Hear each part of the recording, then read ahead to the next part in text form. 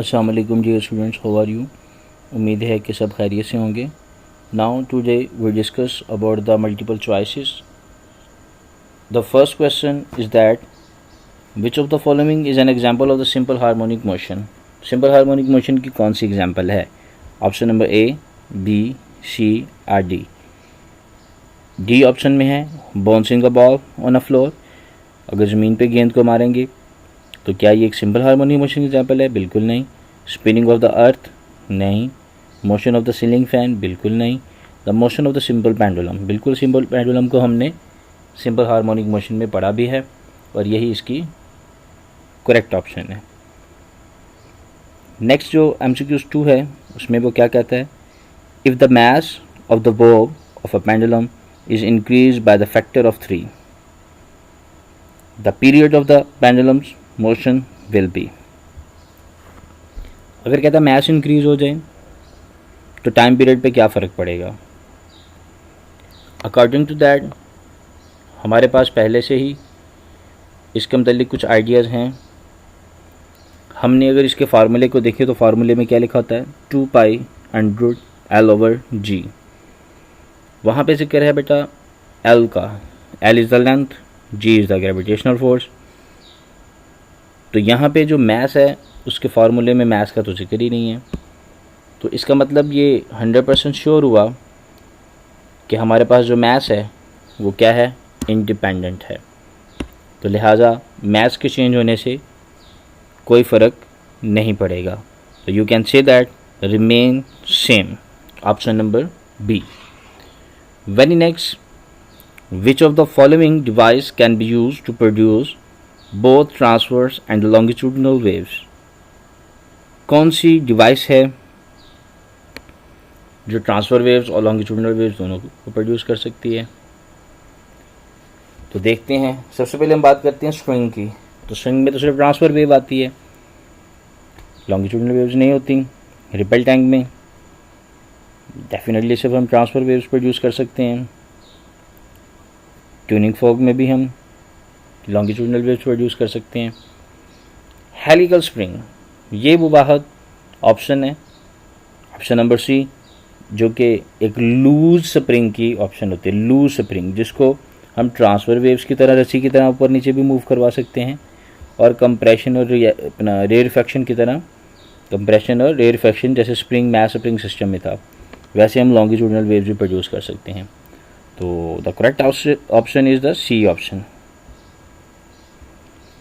Very next, wave is a transfers. Wave क्या transfer करती है?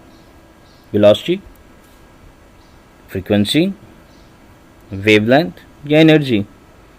तो ये बात हमने टॉपिक के अंदर भी पढ़ी हुई है, बल्कि आधा एक टॉपिक का पूरा इस चैप्टर के अंदर जो आपने पढ़ा हुआ है। और उस टॉपिक का नाम क्या है? Wave as a carrier of energy. ठीक है, तो वेव्स क्या करती है? एनर्जी को ट्रांसफ़र करती है from one place to another place. Option number 5 पे आ जाए। Which of the following is the method of energy transfer. कौन सा मेथड है जो एनर्जी ट्रांसफ़र करता है? क्या वो कंडक्शन है, रेडिएशन है, वेव मोशन है या ऑल ऑफ दिस? तो बेटा कंडक्शन भी रेडिएशन को, रेडिएशन भी तो वेव फॉर्म होती है ना, लाइट वेव फॉर्म है, इससे भी एनर्जी ट्रांसफ़र होती है। 9th क्लास में हमने पढ़ा था हीट एनर्जी को ट्रांसफ़र करती हैं। रेडिएशन भी एनर्जी ट्रांसफ़र हैं, इनकी भी वेव्स की फॉर्म में ट्रांसफ़र होती है और वो इलेक्ट्रोमैग्नेटिक वेव्स होती हैं। Wave motion which is also the transfer of energy and all of this. तो इसमें जो करेक्ट ऑप्शन है वो बेसिकली सारे ही हैं, तो इसलिए जो बेस्ट ऑप्शन है इसमें से वो आप चूज़ करेंगे ऑप्शन नंबर डी, वो है all of this. Next one, MCQs number 6. In a vacuum, all the electromagnetic waves have the same. but vacuum में वो कौन सी चीज़ है जो सेम रहती है? क्या वो फ्रीक्वेंसी है? बिल्कुल नहीं। Wavelength? No. Amplitude? Never. Only the speed. Speed वो क्वांटिटी है जो वैक्यूम में थ्रू आउट सेम रहती है। A large ripple tank with a vibrator working a frequency of 30 hertz. हमारे पास यहाँ पे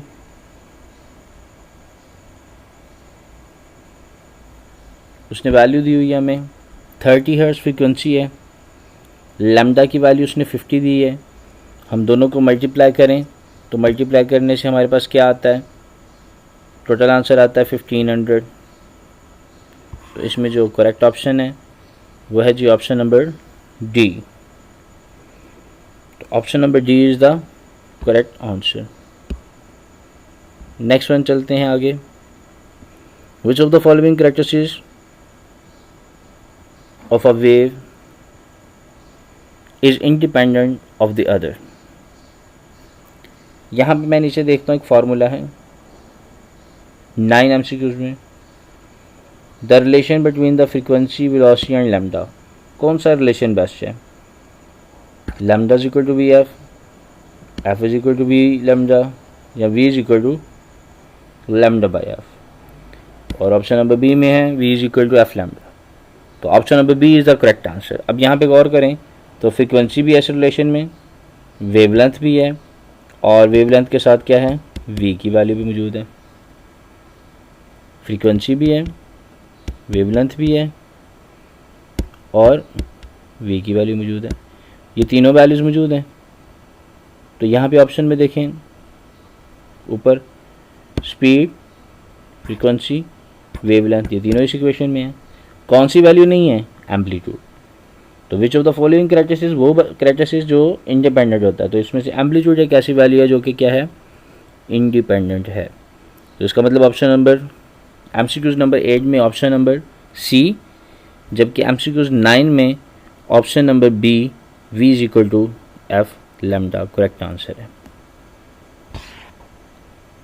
नेक्स्ट हमारे पास बेटा यहाँ पे शॉर्ट आंसर है, रिव्यू ऑफ क्वेश्चन है। शॉर्ट तो नहीं है, ये सारे के सारे लॉन्ग क्वेश्चन ही हैं पहले चैप्टर में। आगे चैप्टर्स आएंगे जिसमें हम शॉर्ट आंसर भी पढ़ेंगे। इसके नीचे भी बल्कि कुछ कंसेप्चुअल क्वेश्चन हैं, ये इनमें कुछ शॉर्ट की ऑप्शन है, लेकिन ये तो सारे के सारे लॉन्ग क्वेश्चन हैं जिसे हम रिव्यू क्वेश्चंस कहते हैं एक्सरसाइज के।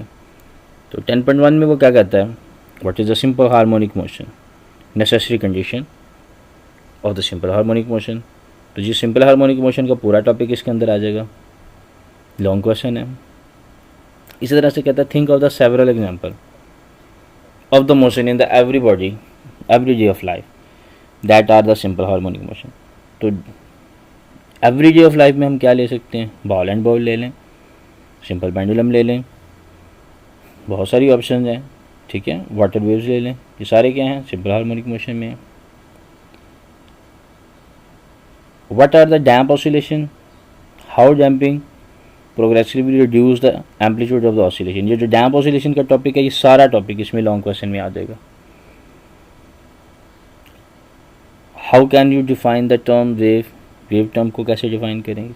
Elaborate the difference between the mechanical and, ये वही आगे वेव की डेफिनेशन, उसकी एग्जांपल आगे कौन सी, इलेक्ट्रोमैग्नेटिक वेव, मैकेनिकल वेव, और फिर मैकेनिकल वेव्स की आगे एग्जांपल लॉन्गिट्यूडनल वेव और ट्रांसफर वेव्स, ये सारी इसमें आ जाएंगी, ठीक है। Distinguish between the longitudinal and transfer waves, तो जहाँ इन दोनों की डेफिनेशन मौजूद हैं, लॉन्गिट्यूडनल वेव्स की भी और ट्रांसफर वेव्स की भी, जहाँ पे इनकी डेफिनेशन मौजूद हैं, उन डेफिनेशन की बिल्कुल नीचे वाली 2-3 लाइनें हैं, उसमें इनके एग्जांपल भी मौजूद हैं। तो दरमियान में लाइन लगाएं और एक तरफ इसको लिख दें लॉन्गिट्यूडनल को और एक तरफ ट्रांसफर्स को लिख दें, यही डिफरेंस है। ये एक छोटा सा शॉर्ट आंसर है।